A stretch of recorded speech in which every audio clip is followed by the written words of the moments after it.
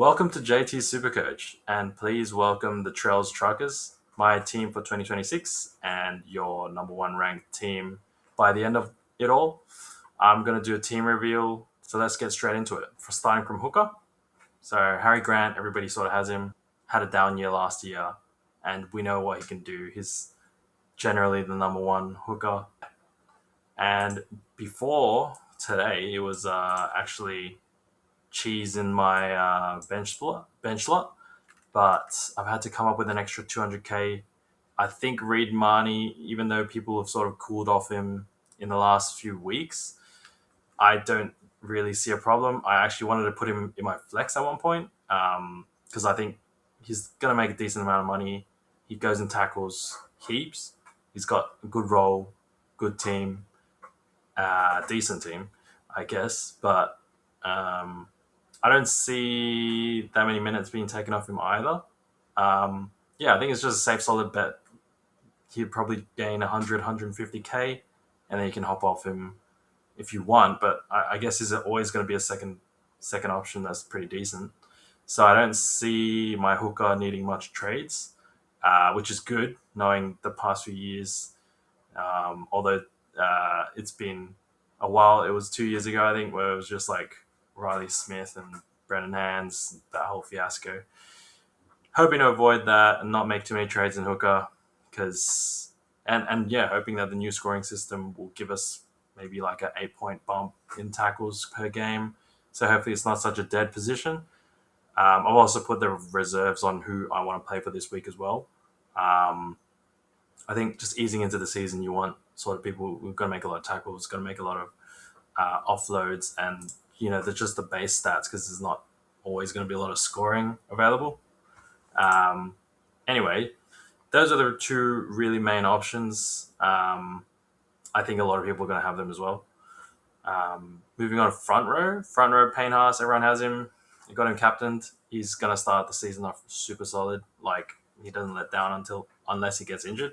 Touch wood. Second, Keon. I think Keon presents some value here.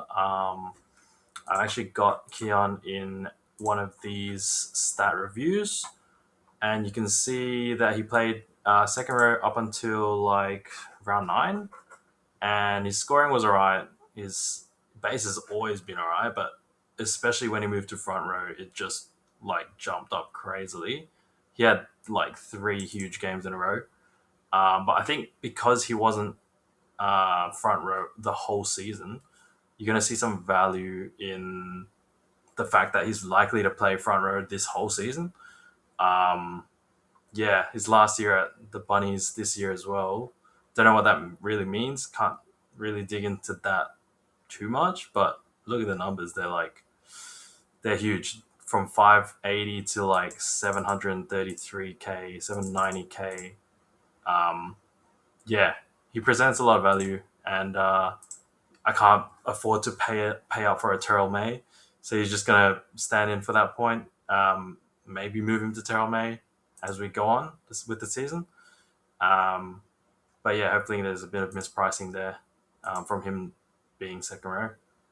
Paseka is coming back from the injury.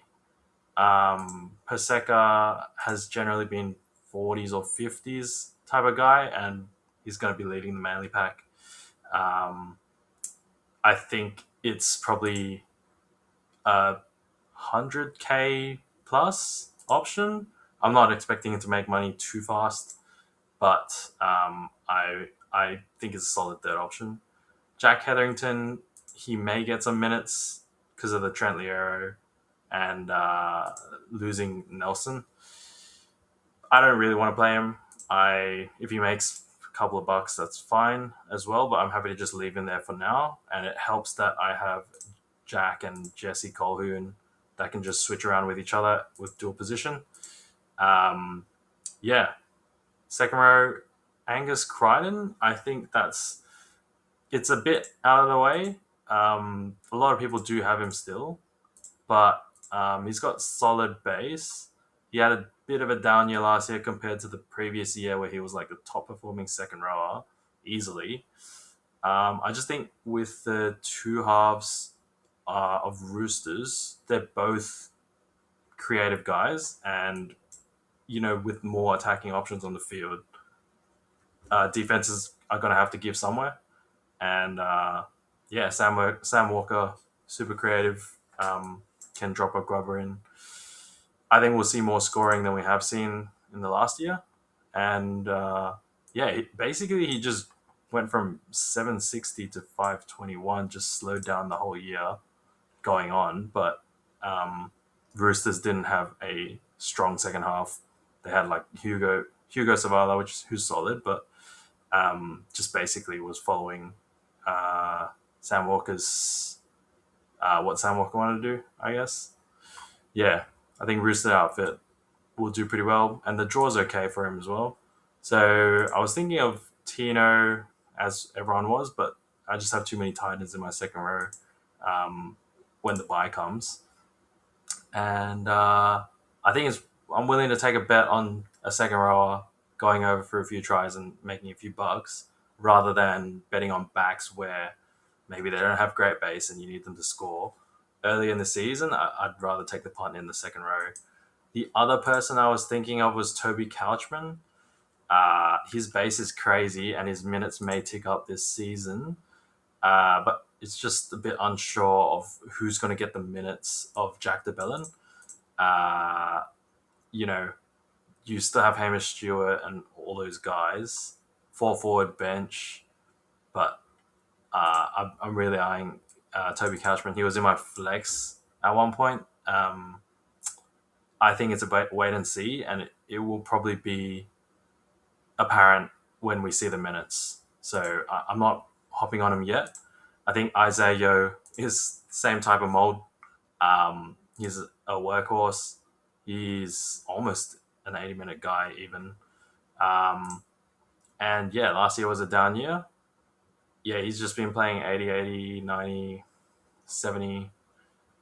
And you get some value here because he played some lesser minutes towards the end.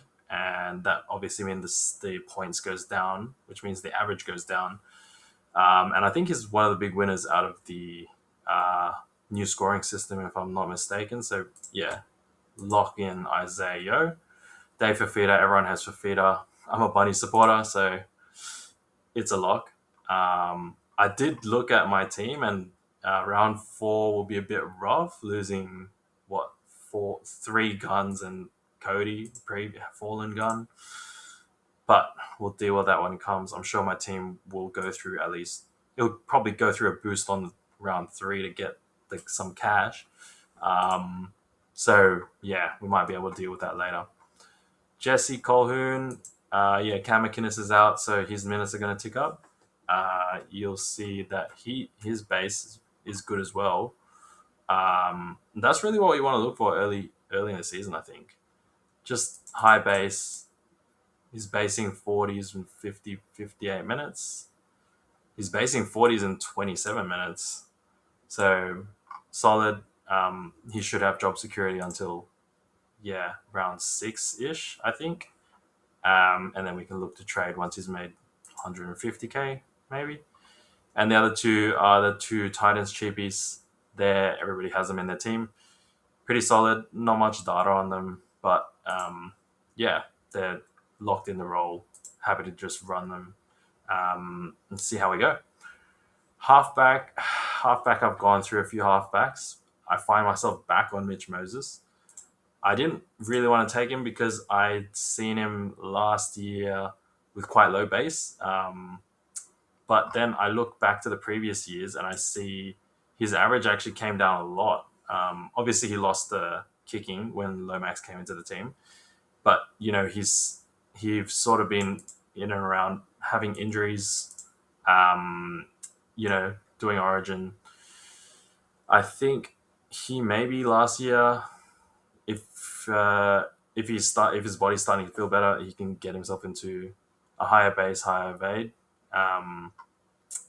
Yeah, I think the Eels are also looking pretty decent, and yeah, kicking adds 9 points. Even though he loses out on the new scoring system a bit, I feel like if his body's feeling good, he can put himself in the line of fire a bit more. Yeah, so I'm pretty pretty happy with Moses. I think that the only other people I were considering, I didn't really consider Cleary is too expensive. I did get enough money for Nico Hines when I was running cheese in the second hooker spot. Um, a lot of people have Sam Walker at the moment, but his base is a bit scary. He's going to need to, create early on in the season to actually hold value. So I'd rather take someone who's almost near the bottom of their range and then sort of ride them up, even if it's slow. That's why I was also considering Dylan Brown. I guess my team is just looking for something in that 500s price point, and really the only two options was Dylan Brown and Mitch Moses. Um, so that's why we're going with Moses. And with Ethan Sanders is kicking. That's basically the difference between the two for me. Raiders minor premiers last year. The pack is going to make them fall into points. I'd rather take someone kicking than Atkinson. Um, I'm not a big Dragons fan either. I think they can capitulate at points. So I'd rather take the minor premiers kicker, even though his job security is a bit worse. Um, he should do good regardless. Cody Walker. Cody Walker, also a popular choice. Let me see what the options are. Yeah, everyone has Peasant. He's actually the second most popular. Um, Maybe that has come up because people like me have had to spend extra 200k with Reed Marnie. I think the upside of again, Rabbitohs have so many more attacking people in the lineup. Um, Cody Walker's going to have a field day. He's going to have so much more uh, options, and basically, I think the Bunnies will do well this year. Maybe a bit biased, but yeah, if he can stay on the par, should be good. If not, I'm kind of screwed with the downgrade options. I'm gonna have to sell someone more expensive to make money to push him to someone better, but that's the risk we run. Everyone has Herbie. I'm the same. I saw him last year. I got on him relatively early, not super early. Um, he's a lock. Ero's a lock. Ero's base is ridiculous. Base and evade. Look at these points. So he's scored. He went on that run where he just kept scoring tries. Even if that doesn't keep up, his evade stats are just crazy. Centers benefit from the new scoring system as well. Sharks are a strong outfit. I believe, they have a decent draw to start the season. Um, Titans, Panthers, Dolphins. Yeah, so one easy, one hard sort of thing. At least New Zealand's in Shark Park. No bye until round 7. Yeah, it's strong. I'm willing to spend up there. I was running 4 gun center wings before. I think I need the money at this point, and there's another option in either Moses Leo from the Storm or whoever replaces one of the Storm cheapies. So there were 5 options to have instead of 4 cheapies, and I think that you need to prioritize cash gen at this point. So I'm willing to take a flyer on 1 or even 2 this week. I'm playing Tom Chester. 2 cheapies with a bit less of a score if I can beef up, second row, front row, um, who are going to bank me scores every week, especially early on. Latrell Mitchell, not much else needs to be said. He's going to be a center. He's going to have his time to rest up and then just bowl people over. As per my team name, Trell's Truckers. Work in progress, but I think it's going to stay like that. 626k value. Pick him up. Setu 2, everyone has him. He's the cheapie of the season, looks to be, as well as Makasini. Nothing much to say there. Chester and Faimani. I think Chester and Moses Leo is the one that I'm tossing up, just because Laybot is meant to come back round 3. Uh, we can, as I said, round 3 probably going to boost. There'll be a few switches, and Chester might be one of them. But I think his first 3 matchups are something like Knights, Knights, Tigers, Titans. Who can say no, really? If it's a cheapie, uh, willing to take the punt. I've spent up to get Drinkwater and Fullback. Drinky has just been solid the past 2-3 years. I've only been playing for, this is my 3rd year now, I think. Um, yeah, he's solid. He's got a good draw to start. The fullback scoring thing, new scoring system is a bit worrying, but I think you need at least one gun in fullback. I had him between him and Ponga, Ponga loses out, I think, a bit more on the new scoring system than Drinky does, and Drinky has the kicking on a better side, who's shown that the side can actually attack. So, gonna go Drinky first. Ponga can be a downgrade option if I do need the money elsewhere on my team. Everyone has Keeney. Keeney's good. He's coming back from injury, underpriced. And Selwyn Cobbo is my flex. Cobbo actually has really good stats. Obviously, he was playing for the Broncos before, so we're not sure about how much ball he's going to get on this team, but he seems to be left wing, which is Dolphins' favorite attacking side.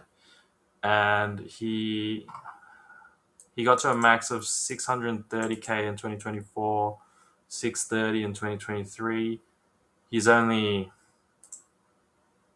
about 100k under his max, and I think that he's growing into he's only 23, I think, which is crazy. So he's just going to get better at year on year, you'd think. And the matchups are actually not bad for the Dolphins as well. Bunnies, Titans, Sharks. Hopefully Bunnies is a hard matchup for them this year, up until probably round 5, and then you could consider jumping off, is what I'm thinking. And I generally try to, not stack too many from the same team, but I have a good spread of players, I think, so I'm not forced to trade. If 1 week you get an injury and then you already earmark this person to be traded out of your team because their draw gets hard, it gets you digging into your bag of boosts and looking around for options. And you don't really want to be looking around for options. You want to be jumping onto things that are like certain things. Like, this guy's got a huge minus break even, and you just got to jump on this week. You're looking for those opportunities. You're not sort of looking like, oh, I could trade to this guy because it works for my money. And then, you've lost the trade and maybe you have to trade that guy out later. Yeah, that's a small wrap up of my team. Let me know what you guys think, and see you next time. See you for the first week. Good luck.